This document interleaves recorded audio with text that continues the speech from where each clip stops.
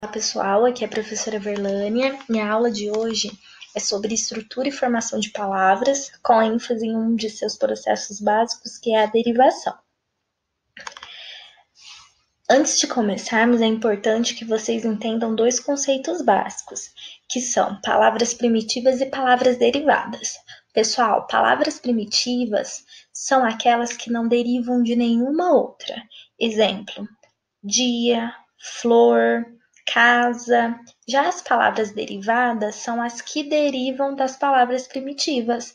Exemplo: diário, que deriva de dia, floreira, que deriva de flor, casarão, que deriva de casa. Então, a derivação é o processo de formação de palavras que consiste na formação de uma palavra derivada a partir de uma palavra primitiva.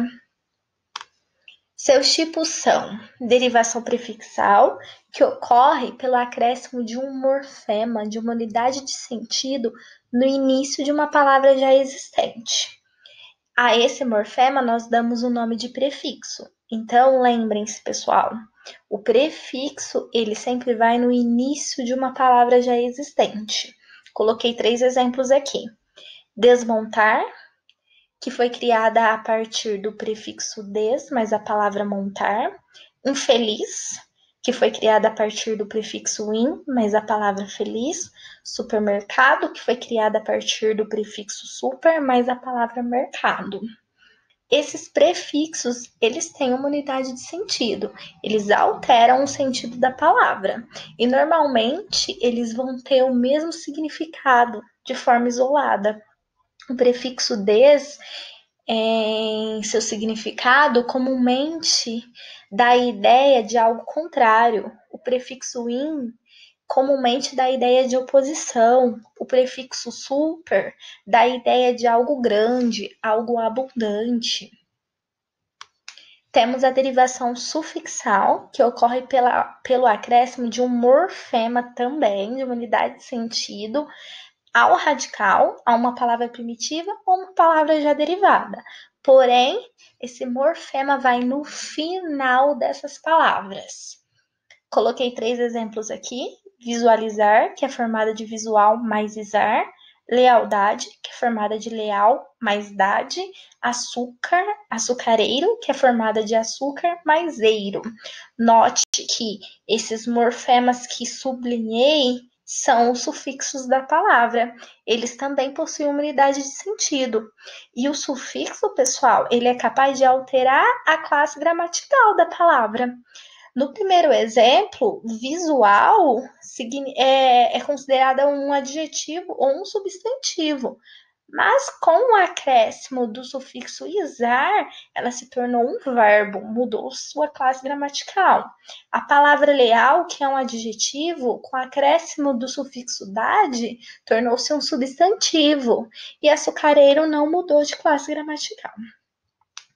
Temos a derivação parasintética, que ocorre pelo acréscimo de um prefixo e um sufixo. Os dois, ao mesmo tempo, são acrescidos ao radical. Coloquei 3 exemplos aqui. Anoitecer, que é formada por meio do prefixo a, mais o sufixo ecer. Amanhecer, também sufixo a, mais o também prefixo a, pessoal, prefixo, desculpem, mais o sufixo ecer. Emudecer, o prefixo e, mais o sufixo ecer. A derivação parasintética, ela só pode existir com o acréscimo ao mesmo tempo de um prefixo e um sufixo ao radical. Lembre-se, pessoal. Temos a derivação prefixal e sufixal, que consiste no acréscimo também de um prefixo e um sufixo à palavra primitiva, muito parecida com a derivação parasintética. E o que distingue uma da outra é que na derivação parasintética, ao retirar um desses afixos, ao retirar o prefixo ou sufixo da palavra, o que resta é uma palavra não existente na língua, O mesmo não ocorre na derivação prefixal. Coloquei 2 exemplos aqui. A palavra deslealdade, que é formada por o prefixo des, mais o sufixo dade, acrescidos a palavra leal. Então, eu tenho a palavra primitiva, que é leal. Acrescentou-se o prefixo des e o sufixo dade. Formou-se a palavra deslealdade. Então, ela também ocorre pelo mesmo processo da derivação parasintética. Como diferenciá-las? Simples, pessoal.